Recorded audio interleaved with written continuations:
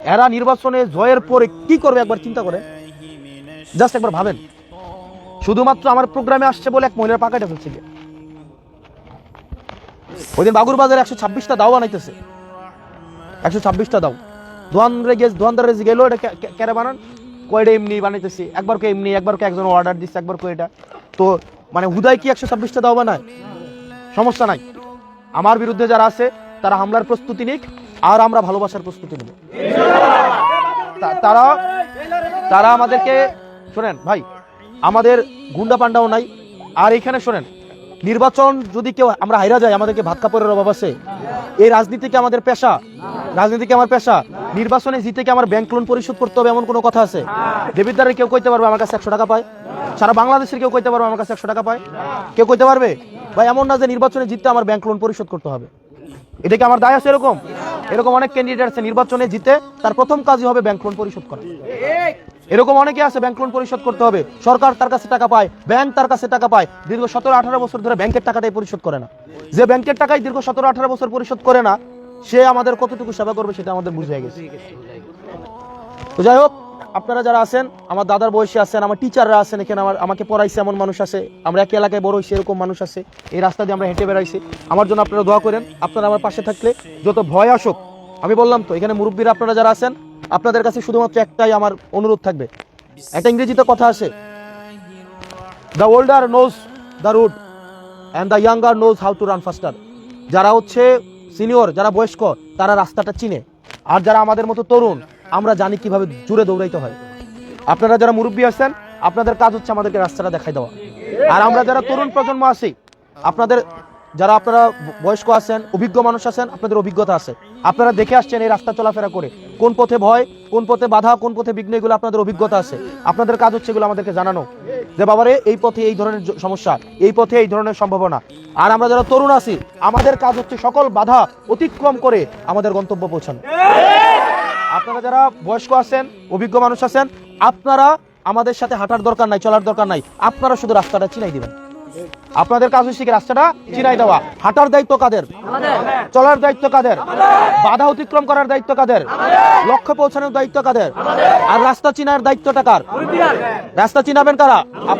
আপনারা শুধুমাত্র আমাদেরকে রাস্তাটা চিনাই দিবেন, আর গন্তব্য পৌঁছাবো আমরা। যত বাধাই আসুক, যত বাধাই আসুক, এটা যেই বাধা দিতে আসুক, আমরা মরবো কিন্তু কখনোই হারবো না, পিছপা হবো না। মানে আমি হাসনাত আব্দুল্লাহ, এটা যেই হোক, প্রধানমন্ত্রী হোক, সে কে হোক না হোক, এটা আমার দেখার বিষয় না। আমার একমাত্র বিবেচনার বিষয় হচ্ছে এটাকে ন্যায় নাকি অন্যায়। যদি এটা ন্যায় হয়েও থাকে, সেক্ষেত্রে আমি প্রধানমন্ত্রীকেও ছাড় দিব না। এটা ন্যায় হয়ে থাকলে আমি কাউকেই ছাড় দিব না। এটা আমি তাতে মরি, আমার তাতে হচ্ছে এলাকায় আমি না আসতে পারি, আমাকে মেরে ফেলা হোক, বাধা দেওয়া হোক, আমি হার মানব না। আর আপনারা যারা আছেন, আপনাদের প্রতি যদি কোনো অবিচার করা হয়, আপনাদের প্রতি যদি অন্যায় করা হয়, আপনাদেরকে যদি কেউ ভয় দেখায়, সেটা আমাদেরকে জানাবেন।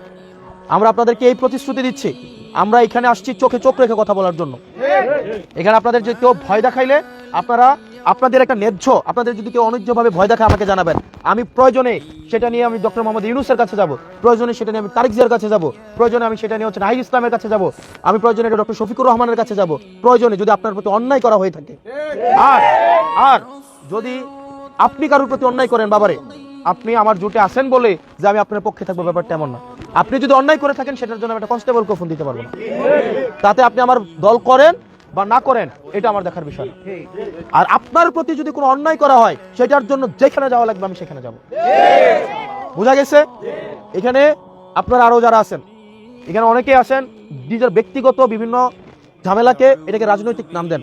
দুই ভাইয়ের মধ্যে দ্বন্দ্ব, মারামারি করেন, বলে যে এনসিপির হয়ে মারামারি করছে, এরকম আছে না? আপনার ব্যক্তিগত দ্বন্দ্ব, এই জিনিসগুলোকে সূক্ষ্মভাবে আপনারা দেখবেন। তো যাই হোক, আপনাদের সাথে কথা বলে আমার এখানে অনেক দিন পরে আসছি, প্রায় 2.5-3 বছর করোনাতে লাস্ট আসছিলাম।